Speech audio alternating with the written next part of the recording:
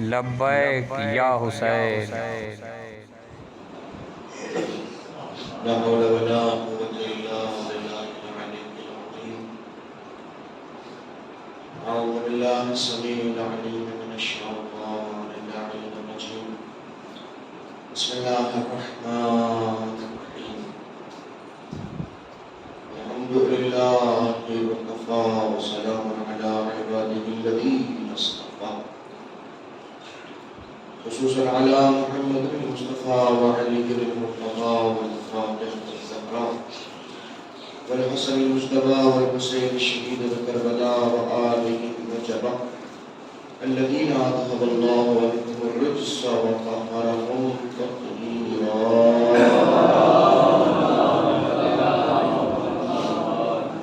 ولعنة الله على ظالميه الأعداء وقاتليه الأشقياء ما دام الصلح والمساء. أما بعد فقد قال الله تبارك وتعالى في محكم كتابه العلا والفرقان الهدى. بسم الله الرحمن الرحيم. قد جاءكم من الله نور وكتاب مبين.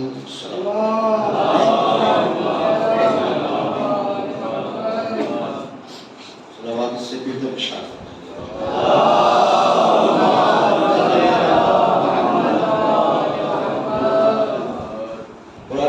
سورہ مائدہ کی آیت کریمہ قد جاءکم من اللہ نور وکتاب مبین. تحقیق اللہ کی طرف سے تمہاری ہدایت کے لیے دو چیزوں کو اللہ نے بھیجا. ایک نور ہے، ایک کتاب. دو چیزیں اللہ کی طرف سے اس طرح سے آئی ہیں کہ دونوں باہم ایک ساتھ ہو کے ہماری ہدایت کو فریضہ کرتی ہے. کہ ناممکن ہے کہ جس چیز کو اللہ وحدہ لا شریک پروردگار نے ہماری ہدایت کے لیے باہم رکھا ہو، جس چیز کو ایک ساتھ ملا کے ہدایت کے فریضے کو معین کیا ہو، ناممکن ہے کہ کوئی ایک چیز سے استفادہ کرتے ہوئے دوسری چیز کو چھوڑ دے. اسی وقت معاملہ سامنے آتا ہے جس وقت کوئی انسان دونوں سے بیک وقت فائدہ اٹھائے. ایک اکیلی چیز فائدہ مند نہیں ہو سکتی. کوئی انسان یہ چاہے کہ ہم یہ کہیں کہ قرآن کافی ہے، ہمارے لیے کتاب کافی ہے، یہ بات درست نہیں ہے. ہاں کافی درست ہو سکتی ہے مگر اس کی کچھ کنڈیشنز ہر وقت نہیں ہو سکتی. لیکن جو کہنے والے نے کہا اور جس وقت کہا، کم سے کم اس کہنے والے کی بات تو حجت نہیں ہو سکتی. کوئی یہ کہے اس منزل کے اوپر کہ اس نے یہ بات کہی کہ قرآن ہمارے لیے کافی ہے، اس کا مطلب کافی ہو جائے گا. اس لیے اسلام کی ایک بڑی قوت نے اور بڑی طاقت نے اور ایک وہ فرد جس کو ذمہ دار بنایا گیا امت کی طرف سے، اس نے کہا کہ قرآن ہمارے لیے کافی ہے، تو کم سے کم وہ تو نہیں کہہ سکتا. اور پھر کیسے نہیں کہہ سکتا اس کی وجہ ہے. میں خدمت میں کروں آپ کی، قرآن کافی بھی ہوتا ہے. فرض کیجئے اہل بیت کہیں قرآن کافی ہے کہ قرآن کافی نہیں ہوتا. کوئی ذمہ دار پڑھا لکھا فرد کہے قرآن کافی ہے کہ قرآن کافی نہیں ہوگا.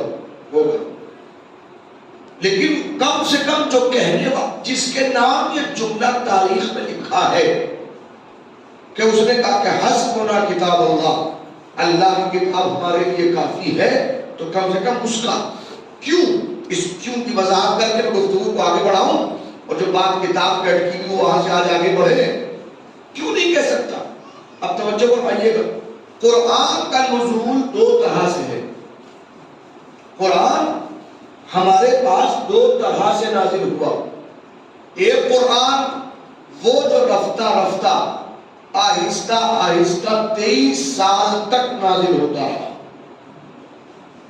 مسجد میں تھے 2 آیتیں آ گئی، میدان میں پہنچے 1 آیت آ گئی، گھر میں آئے 5 آیتیں آ گئی، منبر پر تھے 3 آیتیں آ گئی. جیسا وقت ہوتا رہا قرآن کو اللہ نازل کرتا گیا. یہ آپ بخوبی جانتے ہیں 23 سال کا عرصہ ایسا عرصہ ہے اس میں آہستہ آہستہ قرآن نازل ہوتا رہا. تدریجاً آہستہ آہستہ 23 سال تک نازل ہوا. اور یہ قرآن کو جو دفعتاً ایک ساتھ آ گیا وہ کب؟ اِنَّا أَنزَلْنَاهُ فِي لَيْلَةِ الْقَدْرِ. ہم نے قرآن کو شب قدر میں نازل کیا. تو شب قدر کا پورا قرآن نازل ہوا ہے ایک ساتھ مکمل طور کے اوپر. ایسا نہیں ہے. تو قرآن دو طرح سے نازل ہوا. توجہ فرمائیے گا. اب جو ایک ساتھ میں نازل ہوا یا بعد میں نازل ہوا؟ پہلے بھی تدریج نازل ہوا. اور جس وقت قرآن نازل ہوتا تھا تو حضور کے ساتھ کچھ لوگ وحی کے لکھنے والے ہوتے تھے جن کو حضور کہتے تھے کہ یہ آیت لکھ لو، یہ آیت لکھ لو. اور سورے کو بھی حضور بتاتے تھے کہ اس آیت کو اس سورے میں لکھ دو، اس آیت کو اس سورے میں لکھ دو. تو اس طرح سورے مسلسل نازل ہوتے رہے آہستہ آہستہ. اب جو سورے نازل ہوئے ہیں، جس طرح قرآن نازل ہوا ہے اس طرح ہمارے پاس میں نہیں ہے. توجہ کیجیے گا. اس طرح ہمارے پاس میں قرآن نہیں ہے. کیسے ہے؟ جس طرح جمع کیا گیا. نازل کیسے ہوا؟ قرآن کا نزول سب سے پہلے 5 آیتیں آئی ہیں. بسم اللہ الرحمن الرحیم. اقرأ بسم ربک الذی خلق خلق الانسان من علق. رسول پڑھیے اس رب کے نام سے اس نے آپ کو خلق کیا ہے. 5 آیتیں پہلے. یہ کہاں ہے؟ تو جو سب سے پہلے نازل ہوئی ہے سب سے پہلے ہونے چاہیے. لیکن نہیں، یہ 30ویں پارے میں سورہ علق میں موجود ہے. سب سے آخری آیت کون سی نازل ہوئی ہے؟ اور کیجیے گا. سأل سائل بعذاب واقع. ایک سائل نے، ایک مانگنے والے نے عذاب مانگا. یاد آیا آپ کو؟ ایک مانگنے والے نے عذاب مانگا. کہاں مانگا؟ غدیر خون کے بعد مانگا، علی کی ولایت کے بعد مانگا. یہ آیت سأل سائل بعذاب واقع یہ قرآن کے درمیان میں موجود ہے قرآن میں، لیکن جمع کرنے والوں نے درمیان میں رکھا. تو جو سب سے پہلے نازل ہوئی وہ آخری پارے میں، جو سب سے آخری میں نازل ہوئی وہ درمیان میں. تو اس کا مطلب یہ کہ جمع کرنے والوں نے قرآن کو ویسے جمع نہیں کیا جیسے نازل ہوا. لیکن علماء نے بڑا کام کیا. علامہ جلال الدین سیوطی نے اس منزل پر ترتیب نزول کے اعتبار سے جس طرح اللہ نے سورے نازل کیے ہیں وہ ترتیب بھی لکھی ہے. توجہ فرمائیے گا. اب وہ کیوں نہیں کہہ سکتے؟ توجہ فرمائیے گا. گھر سے نکلے یہ کہتے ہوئے کہ یتیم عبداللہ نے ہمارے دین کو برا کہنا شروع کیا ہے، ہمارے بتوں کو برا کہتے ہیں، ہمارے بتوں کی پرستش سے منع کرتے ہیں. میں آج نکل کے ان کو قتل کر دوں گا. تلوار لے کے گھر سے نکلے، اور یہ تلوار لے کے گھر سے نکلے. نکل کے جا رہے تھے، غصے کا عالم تھا کہ راستے میں کوئی صاحب ملتے انہیں پوچھا کہاں جا رہے ہو؟ کہ محمد کو قتل کرنے کے لیے. تو جب انہوں نے کہا محمد کو قتل کرنے کے لیے کیوں؟ کہ ہمارا دین ختم ہو گیا، ہمارے بتوں کی برائی کرتے ہیں، لا الہ الا اللہ کہتے ہیں. تو انہوں نے کہا کہ بھائی آپ انہیں تو بعد میں قتل کیجئے گا، پہلے اپنے گھر کی خبر لیجئے. پہلے اپنے گھر کی خبر لیجئے کہ گھر میں کیا ہوا، کہ جا کے بہن کو دیکھو. اچھا بہن کو کیا ہوا؟ کہ بہن مسلمان ہو گئی ہے. یہ روایت کے جملے ہیں بہن مسلمان. تو فوراً انہوں نے تلوار کو نیام میں رکھا، پلٹ کے بہن کے گھر کی طرف چلے. اب جو گھر میں پہنچے تو جلال الدین سیوطی لکھتے ہیں کہ اس وقت بہن قرآن پڑھ رہی تھی.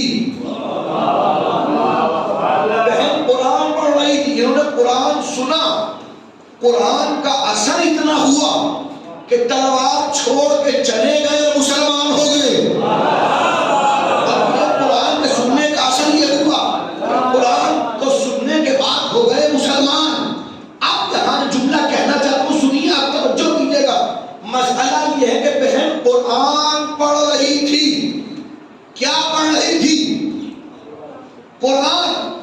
قرآن میں کون سا سورہ؟ علامہ جلال الدین نے لکھا سورہ طٰہٰ پڑھ رہی تھی، سورہ طٰہٰ، پھر سنیے سورہ طٰہٰ پڑھ رہی تھی، تو اگر فرض کیجئے اسی دن سورہ طٰہٰ مکمل ہوا تھا تو اس کا مطلب جب تک سورہ طٰہٰ کا نزول ہوا اس وقت تک یہ کافر رہے، اس وقت تک یہ کافر رہے، جب تک سورہ طٰہٰ نازل ہوا ہے اس وقت تک یہ مسلمان نہیں تھے، کافر تھے۔ اب مسئلہ یہ کہ سورہ طٰہٰ کے ترتیب نزول کے اعتبار سے نمبر کون سا ہے؟ قرآن میں ہے 114 سورے، 114 سوروں میں سورہ طٰہٰ نزول کے اعتبار سے 67 نمبر کا سورہ ہے، 67 67 نمبر کا سورہ، 67 توجہ فرمائیے گا۔ اگر قرآن میں 134 سورے ہوتے تو 67 کا مطلب 50%، لیکن قرآن میں ہے 114، تقریباً 65% کا مسئلہ بیٹھتا ہے۔ قرآن نازل ہو چکا، ان کا ایمان نہیں ہے۔ میں نے کہا قرآن کے کفایت کی بات، قرآن کافی ہے کہ نہیں ہے، قرآن کو ہم کافی سمجھیں یا نہ سمجھیں، یہ وہ تو کہے جس کے پاس قرآن کا مکمل علم ہو، لیکن جو قرآن کا 65% عالم ہی نہ ہو وہ کیسے کہے گا قرآن کافی ہے؟ صلوات پڑھے محمد و آل محمد۔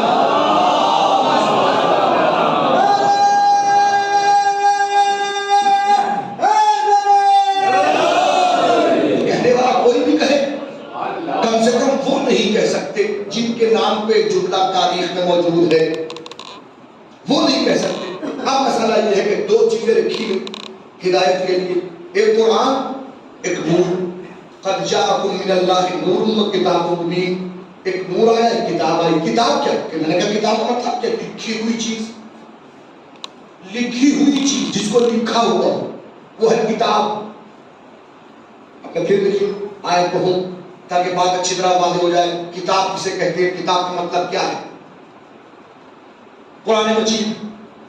توجہ کیجیے گا، اس منزل کے اوپر کچھ انسان کے اعمال سے متعلق ذکر کرتے ہوئے آیت موجود ہے، کرامن کاتبین، کرامن کاتبین۔ اللہ نے دو مکرم لکھنے والے ہر فرد کے دوش پر بٹھا دیے۔ کرامن کاتبین، کاتب لکھنے والا، وہی کتاب۔ کتاب کی طرح کچھ میں لکھی ہوئی ہے۔ قرآن نے کہا دو لکھنے والے ہم نے بٹھا دیے۔ کون ہے یہ؟ دو فرشتے ہیں۔ کہاں بیٹھے ہیں؟ دونوں انسان کے دوست پہ کندھوں پہ بیٹھے ہوئے، یہ دوست پہ بیٹھے اور دونوں کے الگ الگ کام ہیں۔ ایک دائیں طرف بیٹھا ہے، ایک بائیں طرف۔ دائیں طرف والے کا کام ہے نیکیاں لکھنا، بائیں طرف والے کا نام ہے بدی لکھنا۔ جو اس نے غلطیاں کی، جو عصیان کیا، جو ذنب کیا، وہ لکھنا۔ تو کرامن کاتبین قرآن نے استعمال کیا کہ دو لکھنے والے موجود ہیں، دونوں۔ اب میں پوچھوں آپ سے، اگر ہی کتاب پہ میں بحث کرتے کہوں کہ وہ اگر لکھنے والے تو ہیں کہاں؟ تو کندھے پہ ہیں، پھر میرے کندھے پہ ہاتھ نہ رکھیے گا، تب جائیں گے۔ میرے کندھے پہ ہاتھ نہ رکھیے گا تب جائیں گے۔ نہیں، کیسی بات کر رہے ہیں؟ میں نے کہا کندھے پہ بیٹھے تو ہیں، ہم کہہ رہے ہیں اچھا میں تو کہہ رہا ہوں ہے ہی نہیں،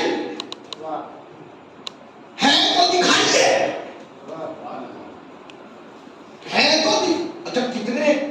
دو، ہر فرد پر دو، یا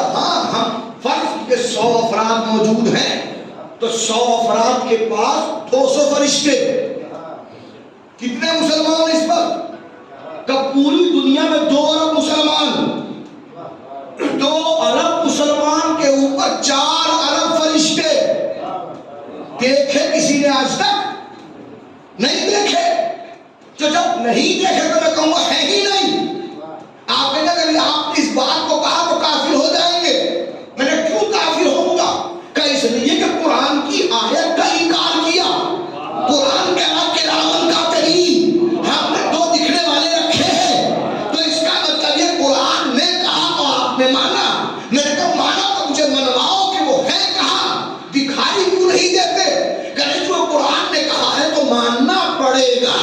تعجب ہے اس عقل کے اندھے مسلمان کو ماننے پہ آئے تو 2 حرامزادہ مان لے، اور جب نہ مانے تو ایک وہ نہ مانے. اسے اللہ نے پردے میں رکھا ہے. اسے پردے میں رکھا ہے. ماننے پائے 2 مان لے، نہ مانے تو ایک نہ مانے، لیکن اللہ نے رکھا. اچھا یہ ہے کیوں؟ یہ کرامن کاتبین کیوں ہے؟ لیکن یہاں پر بھی اگر میں دعائے دمائل کو کھول کے بیٹھوں گا تو وہاں پر بھی ان کے ہونے کے بعد اللہ کی رحمت کا اظہار بھی ہوتا، اللہ کی طرف سے رأفت کا اظہار بھی ہوتا، اس کے کرم کا، اس کی مہربانیوں کا بھی اظہار ہوتا. سوالی کو اس نے رکھے کیوں ہیں؟ کیوں رکھے اس نے 2 فرشتے؟ کہ یہ اس لیے کہ آپ کے اعمال لکھیں گے. کیوں لکھیں گے بھائی؟ کس لیے رکھا؟ لکھنے کے لیے. کس لیے؟ کہ اس لیے کہ تاکہ قیامت کے دن جب انسان اپنے کیے ہوئے اعمال سے مکرے گا اور کہے گا کہ یہ عمل میں نے نہیں کیا، تو اس وقت اللہ کہے گا ان فرشتوں سے کہ آؤ نامہ اعمال اس کے ہاتھ میں رکھ دو. تو یہ در حقیقت لکھنے والے گواہ ہیں، ہمارے عمل کے گواہ، ہماری نیکیوں کے بھی گواہ ہیں، ہماری بدی کے بھی گواہ ہیں. جو ہم اچھا کام کریں اس کے بھی گواہ، جو ہم غلط کام کریں اس کے بھی گواہ. دونوں گواہ ہیں. کہاں ہیں؟ کندھے پر ہیں. تو اس کا مطلب یہ بات فطرت نے بتائی کہ گواہ کندھے پہ ہوتا ہے. توجہ دیجیے گا، گواہ کندھے پہ ہوتا ہے. آپ کا گواہ آپ کے کندھے پہ ہے، نبی کا گواہ نبی کے کندھے پہ ہے. سلام پڑھے محمد. کندھے پہ ہوتا ہے تو کندھے پہ ہے گواہی کے لیے. اچھا کرتے کیا کہ ایک نیکیاں لکھتا ہے، بدیاں لکھتا ہے. اب دیکھیے روایت آپ کی خدمت میں کہ دونوں جب ایک کام کرتا تو دوسرا کام نہیں کرتا، تو دوسرا کام کرتا تو پہلا کام نہیں کرتا. جب نیکی والی آپ ایک وقت نیکی کام تو کریں گے، یا نیکی کریں گے یا اللہ نہ کرے تو غلط کام کریں گے. تو اگر فرض کیجیے آپ نے نماز پڑھنا ہے تو لکھ رہا ہے نماز، بدی والا خاموش بیٹھا ہے. اور خدا نہ خواستہ کبھی کسی نہ کسی کام کرنا شروع کر، فرض کیجیے غیبت کرنا شروع کی، اب وہ بدی والا لکھنا شروع کر دیتا ہے، نیکی والا خاموش بیٹھا ہے. کسی نے آ کے میرے چھٹے مولا سے پوچھا،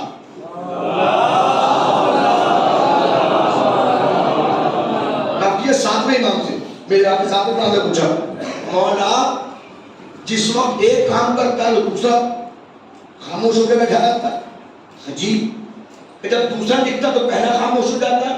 بالکل. کہ مولا کوئی ایسا کام بھی ہے، کوئی ایسا کام بھی ہے کہ اگر کوئی انسان وہ کام کرے تو دونوں اپنا اپنا کام شروع کر دیں؟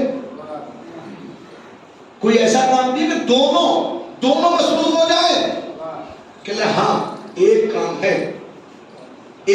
ہے کہ جب کوئی بندہ وہ کام انجام دیتا ہے تو دونوں فرشتے کام شروع کر دیتے ہیں، نیکی والا بھی بدی والا بھی.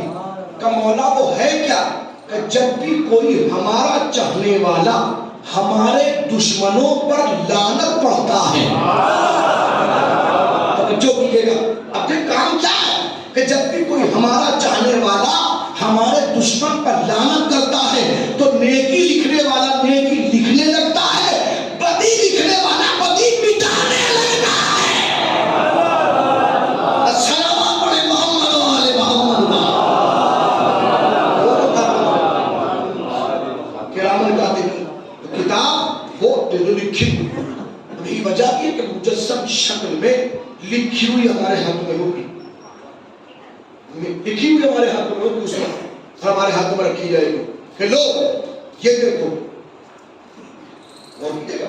تو قرآن جو ہماری ہدایت کے لیے آیا وہ کہہ رہا ہے اس بات کو کہ کبھی بھی تنہا کافی نہیں۔ اب تنہا قرآن کیوں کافی نہیں؟ اس کی وجہ یہ کہ قرآن ہے صامت، قرآن ہے صامت، خاموش، گویا گونگا، اور گونگا کبھی کسی کو راستہ نہیں بتا سکتا۔ ضرورت ہے کہ راستہ بتانے کے لیے ضرورت ہے کہ گفتگو کرے، لہذا اللہ نے صامت کے ساتھ ایک ناطق کو رکھا، کتاب کی شکل میں صامت ہے، نور کی شکل میں ناطق ہے، دونوں، تاکہ اس منزل کو پڑھ لے کہ اب میں یہاں پر پھر اپنے ذہنوں کو اور آپ کے ذہن کے قدرت بولنا چاہتا ہوں، توجہ کرائیں گے کہ اگر کوئی انسان سوچے کہ ثابت ہے تو معاف کیجیے گا، گونگا ہدایت بول کے تو نہیں کر سکتا لیکن اشارے سے تو کر سکتا ہے۔ یا گونگا اشارہ بھی نہیں کرے گا کہ اشارہ کر سکتا ہے تو اشارہ کرے گا، مگر بھی یاد ہے کہ گونگے کا اشارہ ہر کوئی نہیں سمجھتا، گونگے کا اشارہ ہر کوئی نہیں سمجھتا، جو اشارے کو جانتا ہے وہ سمجھتا ہے۔ لہذا یہی وجہ ہے کہ قرآن تو بہت اشارے کرتا ہے، قرآن تو بہت اشارے کرتا ہے لیکن لوگ سمجھ نہیں پاتے۔ اب کیسے؟ اب اس کا ایک سامنے کی بات عرض کر کے گفتگو کو سمجھ توجہ کیجیے گا۔ قرآن پڑھیے، بسم اللہ الرحمن الرحیم، الحمدللہ رب العالمین، تمام تعریفیں اس اللہ کے لیے ہیں جو عالمین کا رب ہے، الرحمن الرحیم، وہ اللہ جو رحمان بھی ہے رحیم بھی ہے، مالک یوم الدین، وہ اللہ جو یوم دین کا مالک ہے۔ ٹھیک ہے، یہاں تک بات ہے کہ اب آگے بڑھیے، ایاک نعبد و ایاک نستعین، اے پروردگار، اب تک بات تھی غیب کی، اب بات ہو گئی شہود کی، اب تک وہ اب وہ کا مطلب ختم، پردہ گر گیا، اب تو ایاک نعبد، اے پروردگار ہم صرف تیری ہی عبادت کرتے ہیں، وَإِيَّاكَ نَسْتَعِينُ، اور تجھ سے ہی مدد چاہتے ہیں، تیری عبادت تجھ سے مدد، تیری عبادت تجھ سے مدد۔ اب دو جملے لوگوں نے کہا دیکھیے عبادت کس کی ہے؟ کہ اس کی، عبادت کس کی؟ کہ اس کی، اس کے علاوہ کسی اور کی تو نہیں ہے، نہیں ہے۔ تو جیسے عبادت صرف اس کی ہے ویسے ہی مدد بھی صرف اس کی ہے۔ میں کہا ٹھیک ہے، ٹھیک کہنے کے لیے تھوڑی کہنا ہے آپ سے، پھر کہ اگر آپ نے کہہ دیا مدد بھی اس کی تو یا علی نہ کہنا، یا حسن نہ کہنا، یا حسین نہ کہنا، یا فاطمہ نہ کہنا، یا کہہ کے کسی کو نہ پکارنا، بس اسی کو، بس وہ، بس اسی کو، عبادت بھی اس کی، مدد بھی اس سے۔ میں نے کہا بھائی بات تو آپ کی مغالطہ دیتے ہیں بڑی اچھی نظر آتی ہے، لیکن قرآن بولتا نہیں ہے، اشارے کرتا ہے۔ قرآن بولتا نہیں ہے، اشارے کرتا ہے۔ اب اگر آپ یہاں پر ایاک نعبد و ایاک نستعین میں اب جملہ کہہ رہا ہوں تو سمجھیے گا اس بات کو، یہاں کا نعبد اور وہاں کا نستعین پڑھنے لگے، یہاں کا نعبد اور وہاں کا نستعین نستعین پڑھنے لگے تو یاد رکھے گمراہ ہوں گے. جہاں کا نعبد وہیں کا نستعین ہونا چاہیے. سلام پڑھیے محمد آل محمد. جہاں کا نعبد وہیں کا نستعین ہونا چاہیے. اب کہاں کا ہے نعبد؟ توجہ کیجیے گا. اب تک خدمت مت کرو. مجھے بتائیے عبادت خالص کس کی ہے؟ اسی کی تو ہے. جب اسی کی عبادت ہے تو عبادت میں کیا؟ تو عبادت تو بہت ساری ہے لیکن میں ایک عبادت کو اٹھا رہا ہوں جس پہ بحث ہوتی ہے, جس پہ گفتگو ہوتی ہے. وہ عبادت اس کا نام ہے نماز. کیوں نماز کی؟ آپ یہ نماز کو کہنے کا طور بھی آپ روزے کی بات کیجیے, حج کی بات کیجیے, زکات. میں نے اس لیے کہ نماز وہ عبادت ہے کہ حضور نے کہا صلاۃ عمود الدین, نماز دین کا ستون ہے. فَإِن قُبِلَتْ قُبِلَ مَا سِوَاهَا, اگر نماز قبول تو ہر عمل قبول. وَإِن رُدَّتْ رُدَّ مَا سِوَاهَا, اگر نماز رد تو ہر عمل رد. چونکہ ہر عمل کی بنیاد ہے نماز, لہذا میں عبادتوں میں نماز کو اٹھا رہا ہوں. ٹھیک ہے نا. اب آئیے قرآن کو پڑھیے. پہلی منزل اقیموا الصلاۃ, نماز پڑھو. پڑھ کے دکھائیے. ایاک نعبد منزلیں ہے نا تو پڑھ کے دکھائیے. قرآن نے کہا ان الصلاۃ کانت علی المؤمنین کتابا موقوتا, نماز مومنین پر وقت وقت کے اعتبار سے لکھی. کتابا موقوتا, وہی کتاب لکھی ہوئی ہے, فرض کی گئی ہے نا, وقت وقت کے اعتبار سے ہے. کس کس وقت پڑھنی ہے بتائیے, کس کس وقت پڑھنی ہے؟ قرآن کافی ہے نا. اقیموا الصلاۃ سے نماز پڑھ کے بتائیے. ان الصلاۃ کانت علی المؤمنین سے حد یہ ہے کہ آپ نماز کے وقت ہی بتا دیجئے. قرآن ہے نا, بتائیے. کہنے یہ نہیں بتا پائیں گے. کیوں نہیں بتا پائیں گے؟ حکم نماز مل کے نماز پڑھ کے نہیں بتا سکتے آپ. قرآن نے کہا وقت وقت کے اعتبار سے وقت بھی بتا سکتے آپ. نہ پڑھیے پوری نماز, یہ بتائیے کتنے وقت پڑھنی ہے. شرط یہ ہے کہ آپ قرآن سے بتائیں. ممکن ہے کوئی صاحب آگے بڑھ کے ہاں قرآن میں اقم الصلاۃ لدلوک الشمس الی غسق اللیل وقرآن الفجر, نماز پڑھو زوال آفتاب سے لے کر آدھی رات تک. وقرآن الفجر, اور صبح کے وقت. ان قرآن الفجر کان مشہودا, ہے صبح کا وقت مشہود ہے. تو یہاں بھی معاف کیجیے گا اگر کوئی قرآن کی یہ آیت پیش کرے, 3 وقت سامنے آتے, 5 یہاں بھی نہیں آتے.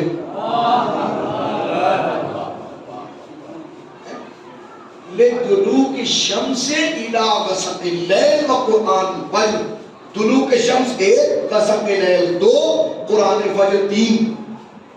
ہم پہ اعتراض نہ کرنا کہ 5 کی 3 میں پڑھتے ہیں. کوئی ہم پہ اعتراض نہ کرے کہ 5 کی 3. قرآن سے بتائیے 5 کہاں ہیں.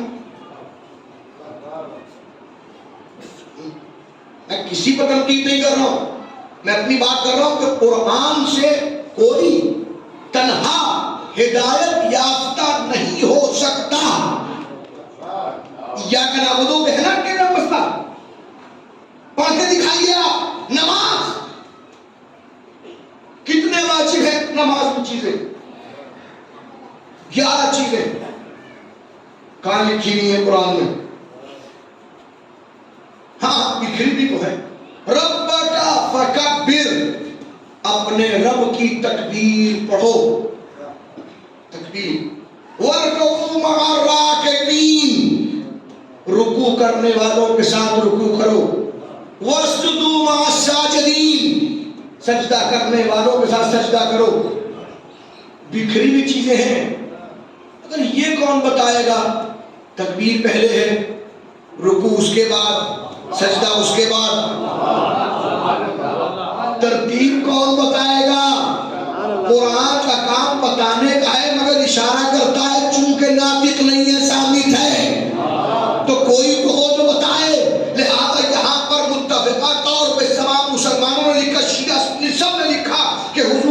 صلوا کما رأیتمونی اصلی، ایسے نماز پڑھو جیسے مجھے پڑھتے دیکھو۔ اب اس کا مطلب نماز اس کی پڑھنا ہے، دیکھنا رسول کو ہے۔ تعجب کی بات ہے کہ یہ نعبدوں کی منزل ہے، پروردگار صرف تیری عبادت، صرف تیری۔ کوئی مسلمان نماز پڑھ نہیں سکتا جب تک کہ سر اس کے سامنے نہ جھکے، دل رسول کے سامنے۔ یہ منزل ہے کہ جب تک حضور کو نہ دیکھے، جب تک حضور کے سامنے نماز نہیں ہوگی، نماز نہیں ہو سکتی۔ اور دیکھیں یہ بات تو حضور کے سامنے میری اور آپ کی نماز کی ہے، لیکن جب بات حضور کی نماز کی ہو جائے، توجہ کیجیے گا۔ اب یہاں میں بڑی سخت منزل پہ ہوں، توجہ فرمائیے گا اور گفتگو کو سمیٹتا ہوں اس منزل سے۔ کتنی توجہ کیجیے گا، کتنی رسول پڑھ رہے ہیں نماز، ظہر کی نماز، ایک دروازہ کھلا، ایک ہی تھا، باقی سب بند کر دیے گئے تھے۔ دروازہ کھلا، ایک چھوٹا سا بچہ دروازے سے باہر نکلا۔ رسول نماز پڑھ رہے ہیں، سجدے پہ پہنچ گئے۔ آہستہ آہستہ صفوں کو عبور کرتا ہوا وہ بچہ ایک مرتبہ حضور سرور کائنات کے قریب پہنچا۔ حضور سجدے میں تھے، بچے نے آگے بڑھ کے حضور کی پشت کے اوپر سواری کر لی۔ وہ پشت پہ بیٹھ گیا۔ حضور کا طریقہ کار یہ ہے کہ 3 مرتبہ سجدے میں کہتے سبحان ربی الاعلی و بحمدہ۔ اب حضور 3 مرتبہ کہہ کے اٹھنا چاہتے ہیں۔ روایت کے جملے یہ ہے کہ جبرائیل نے آ کے ہاتھ پہ ہاتھ رکھ دیا۔ جملہ کا جب تک حسین نہ اترے،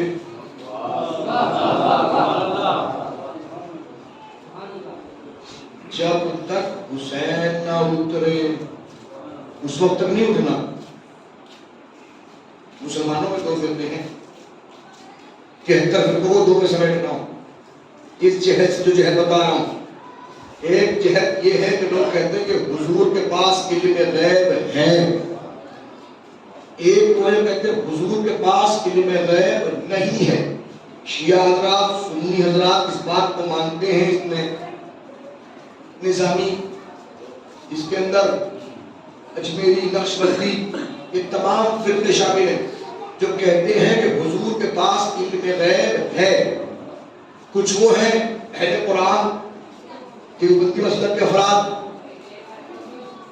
یہ لوگ کہتے ہیں حضور کے پاس علم غیب نہیں ہے۔ اب اپنی بات نہیں کر رہا ہوں، میں سنیوں کی بات کر رہا ہوں۔ سنی بھی مانتے ہیں، شیعہ بھی مانتے ہیں حضور کے پاس علم غیب ہے۔ جو کہہ رہے ہیں کہ علم غیب نہیں ہے، ان کو آگے رکھ کے کہیں ہم نے آپ کی بات مانی، حضور کے پاس علم غیب نہیں ہے، اللہ کے پاس علم غیب ہے کہ نہیں؟ اب یہاں سب مانتے ہیں، تمام مسلمان کہتے ہیں اللہ کے پاس علم غیب ہے۔ تو جب غیب کا علم اللہ کے پاس ہے تو جبرائیل کس کا حکم لے کے آتے ہیں؟ اللہ کا۔ اللہ کو پتا ہے نا کہ حسین کتنی دیر تک بیٹھے تھے،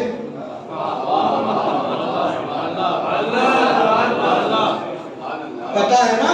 اللہ کو تو پتا ہے کہ آج 70 یا 72 مرتبہ رسول کو کہنا پڑے گا سبحان ربی الاعلی و بحمدہ۔ لہذا علم غیب کی بنیاد پر جبرائیل کو چاہیے تھا، یہ واقعی اللہ کو چاہیے تھا کہ وہ جبرائیل کے ذریعے حکم یہ دلواتا کہ آج 3 مرتبہ نہیں کہنا ہے، 70 یا 72 مرتبہ کہنا سبحان ربی الاعلی و بحمدہ۔ بس تو ہوتا کیا؟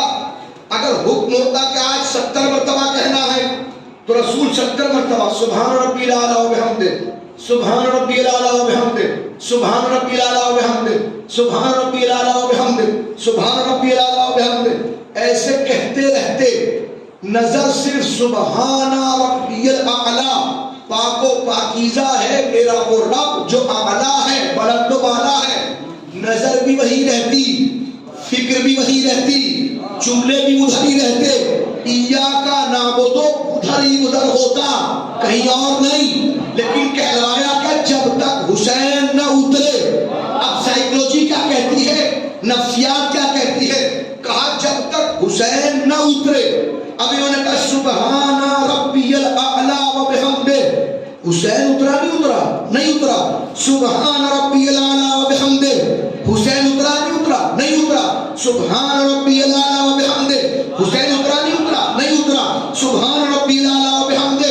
حسین اترا نہیں اترا؟ نہیں اترا. سبحان ربی الاعلی و بحمدہ. حسین اترا نہیں اترا. 70 مرتبہ رسول نے کہا سبحان ربی الاعلی. تو 70 مرتبہ یہ تصور ہوا حسین اترا نہیں اترا، حسین اترا نہیں اترا. سجدہ اللہ کا ہے، نظر اللہ کی طرف بھی ہے، حسین کی طرف بھی ہے. توجہ کیجیے گا. آخر کیسی لوگوں نے کہا ایاکا نعبدو ایاکا نعبدو ایاکا نعبدو. بس تیری عبادت تیری عبادت. مسجد میں تو رسول نماز میں یہ بتا رہے ہیں اللہ کو نماز ہی وہ پسند ہے. سر میرے سامنے جھکے، دل حسین کے سامنے جھکے. السلام محمد و آل محمد. لبیک یا حسین، لبیک یا حسین، لبیک یا حسین، لبیک یا حسین، لبیک یا حسین، لبیک یا حسین. نعرہ سلوات. آگے کرو شاہ.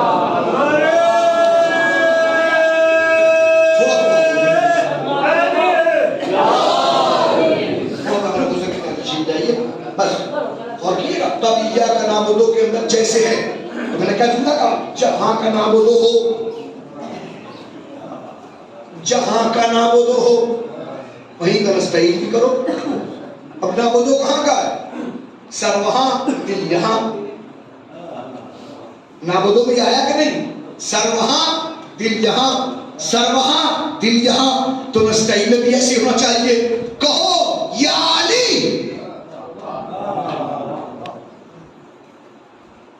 یا علی. اس کا بھی الگ لطف ہے. اس لطف کی کیفیت یہ الگ ہے، اس کا مزاج یہ الگ ہے. میں کہہ دوں آپ کی خدمت میں کہ یہیں غریب میں آپ کی تقریباً 14 سال ہوئے. اس چیز کو میں نے بہاری میں شپداری میں سے پڑھا.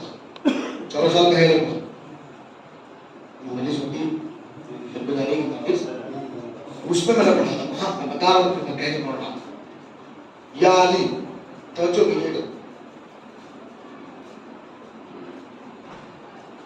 اسم علی کبھی کبھی ایسا بھی تو ہوتا ہے کہ مسمى دو ہوتے ہیں. کبھی اس میں کو مسمى 2 ہوں، 3 ہوں، 4 ہوں، 5 ہوں، وہ بھی آتا ہے نا. مطلب نام والے. میں پیدا ہوا، میرے ماں باپ نے میرا نام رکھا محمد اطہر. یعنی کہ مجھ سے محسوس ہو گیا کہ بس قیامت تک یہ میری ملکیت ہے، دوسرا کوئی اطہر ہو بھی نہیں سکتا.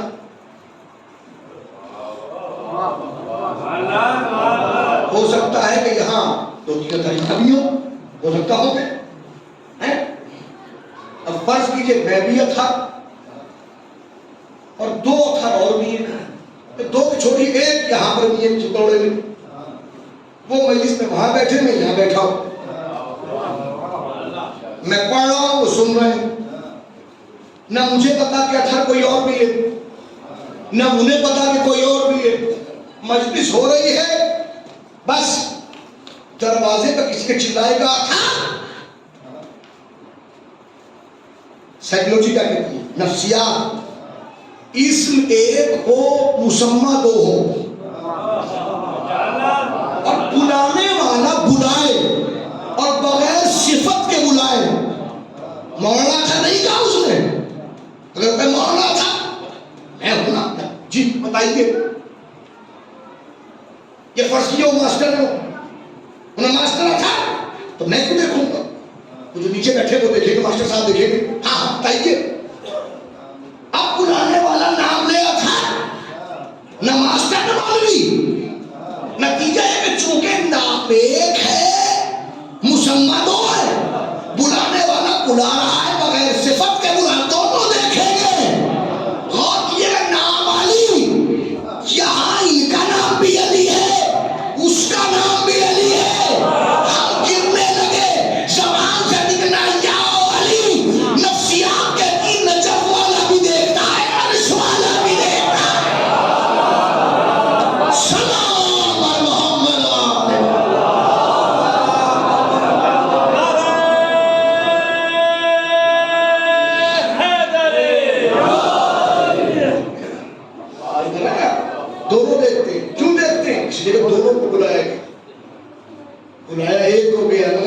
صفت کے بلایا گیا.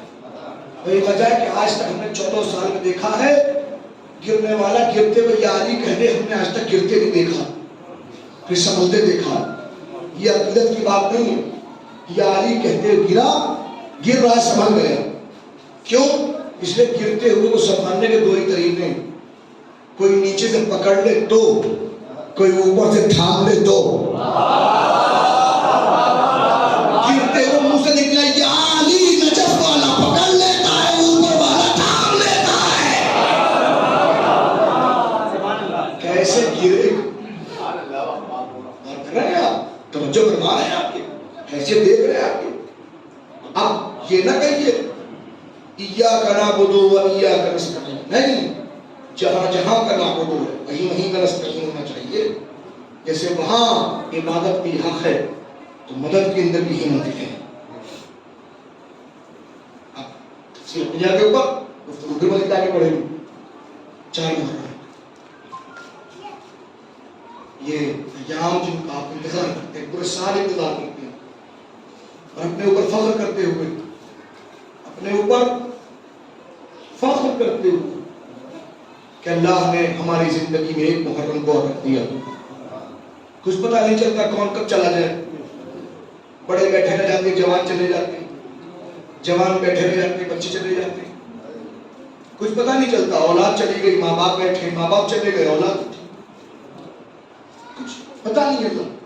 کس کی زندگی میں کیا رکھا یہ وہ جانتا.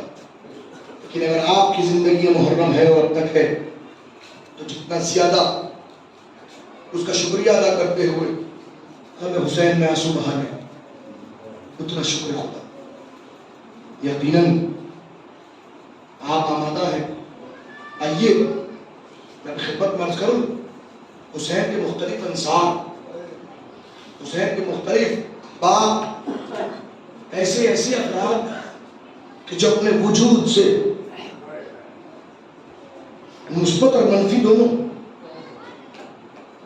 چاہتا ہوں اس منزل کے اوپر کہ آج منفی کیریکٹر کا ذکر کیا جائے جس نے اس بات کی منزلوں پر مثبت ہوتے ہوتے اتنی کیفیت طے کر دی کہ آج تک کوئی انعام کا حقدار نظر نہیں آیا.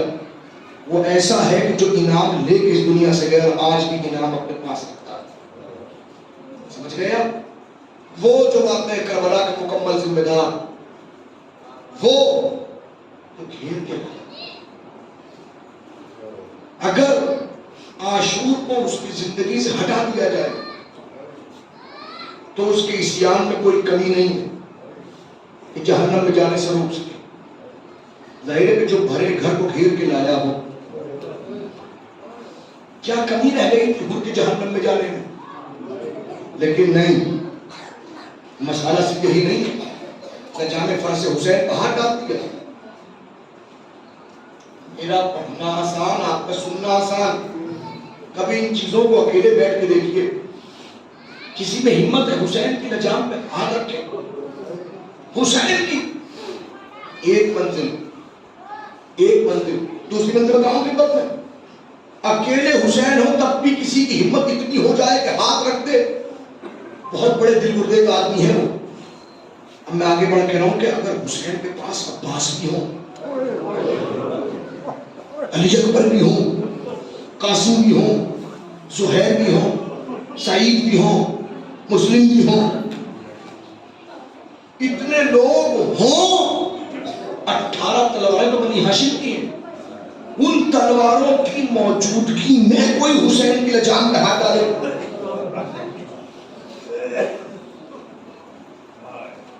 سوچئے کہ حور کے بیٹے کا جملہ آسان جملہ نہیں تھا, حقیقت پر مبنی جملہ تھا کہ جب رات کی تاریخ میں دیکھا کہ باپ اس خیمے میں, اس خیمے میں, اس خیمے میں, اس خیمے میں, بیٹے نے پکڑا کہ کہا ہوا کیا ہے؟ 72 ہی تو ہے, یہاں تو 8 لاکھ کی فوج ہے. جنگ کے ڈر گئے. بابا کوئی مجھ سے پوچھتا پورے عرب میں سب سے بڑا بہادر کون ہے, آپ کا نام لیتا. ہوا کیا ہے آپ کو, ہوا کیا؟ یہ بیٹے کے جملے حقیقت پر مبنی ہیں جو عباس کے ہوتے ہوئے حسین کے لجام فرش پر ہاتھ ڈالتے. کتنا بڑا بہادر ہوگا خدا فارس میدان تحفر کی منزل بہت آگے تھا وہ. تو ایک متحور نے کہا بیٹا تو سمجھتا ہے میں جنگ پہ ڈر گیا. نہیں بیٹا نہیں ہاتھ پکڑا. رات کا دوسرا پہر اپنے خیمے سے باہر نکلے اور ایک مرتبہ ادھر چلے جدھر حسین کے خیمے لگے تھے. دور جا کے ٹھہر گئے, خیموں کے پیچھے کھڑے ہیں. بیٹا ذرا غور سے کچھ آوازوں کو سن, کچھ آوازیں آ رہی ہیں.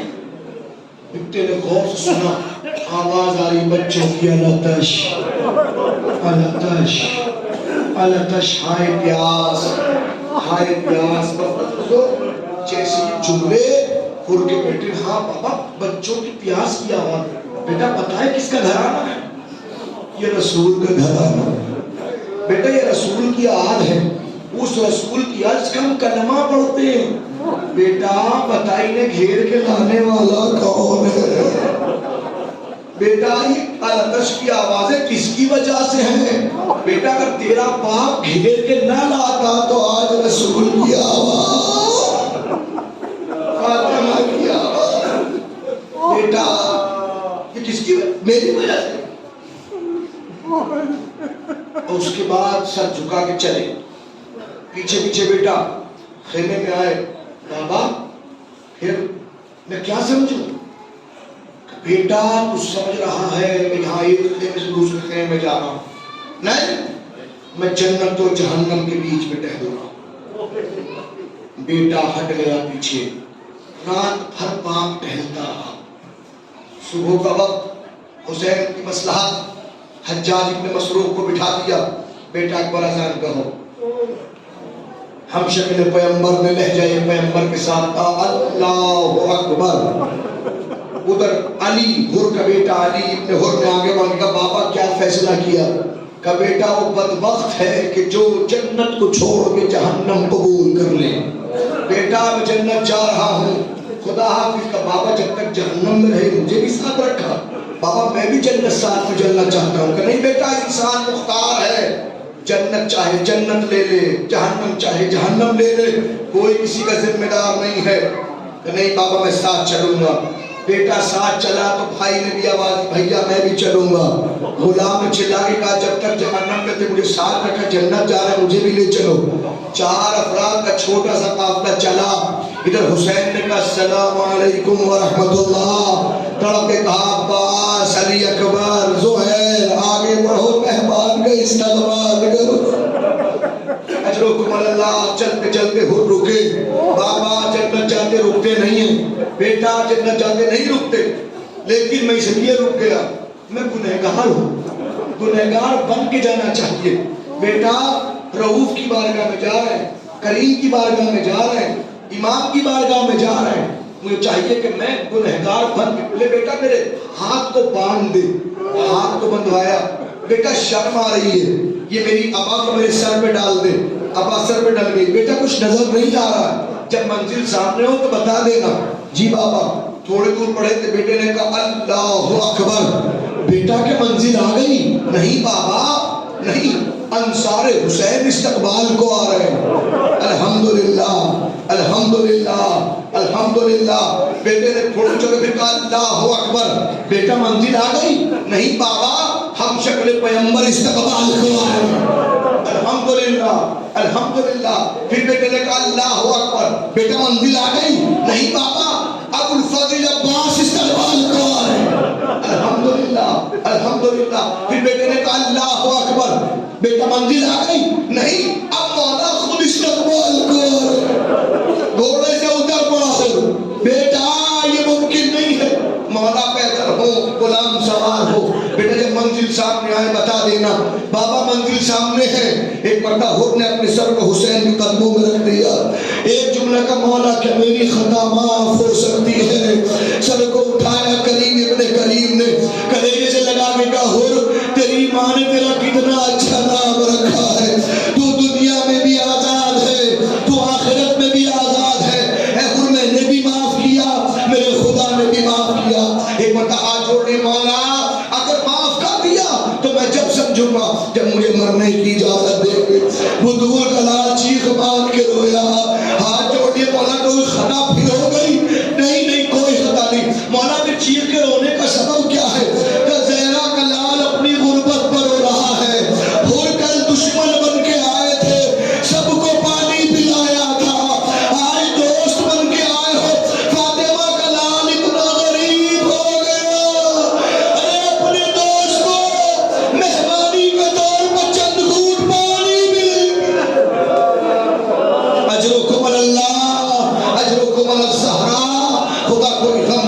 آئے گا اہل بیت کے. بس عزیزو حر کو اجازت ملی تو ایک مرتبہ حر نے کہا بیٹا علی میرے قریب آؤ, بیٹا میرے سامنے اس دنیا سے جاؤ تاکہ مجھے بھی تو پتا چلے جب حسین کا قبر جائے گا تو کیا ہو. بیٹا جاؤ. علی جبن حر چلے. علی اکبر کی طرح پیاسے نہیں ہیں, بھوکے نہیں ہیں, سیراب ہیں, جا کے لڑے, بڑی شان سے لڑے. میں ختم کر رہا ہوں مجلس کو, بڑی شان سے. مگر ایک پتہ گھیر کے دشمنوں نے علی ابن حر کو تلواروں سے نیزوں سے زمین پر گرایا. جیسے ہی علی گرے آواز دی بابا میری مدد کو آئی ہے.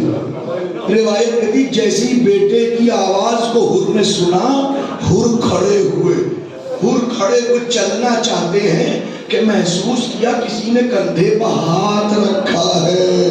اب جب پلٹ کے دیکھا تو کیا دیکھا, مولا آقا حسین ابن علی کا ہاتھ. تڑپ کے کہا مولا کیوں ہاتھ رکھا؟ حر کہاں کا ارادہ ہے؟ کہ مولا اپنے بیٹے کو لینے جا رہا ہوں. تڑپ کے جملہ کہا حر جوان کی میت بوڑھا باپ نہیں اٹھاتا. میں کہوں گا مولا ارے حر سے کہہ دیا کہ بسر عاشور آئے گی, علی اکبر کی آواز آئے گی. کون ہوگا جو کہے گا اے حسین جوان کی میت بوڑھا باپ نہیں اٹھاتا. مولا کون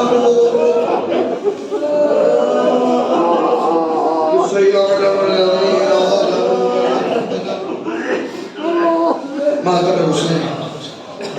لبیک یا حسین.